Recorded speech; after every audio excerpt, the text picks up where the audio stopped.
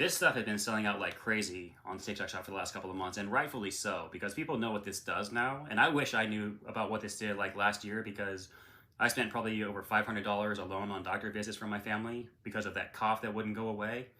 And people are taking this instead and being able to knock out things like coughs, fevers, colds, illness within a couple of days.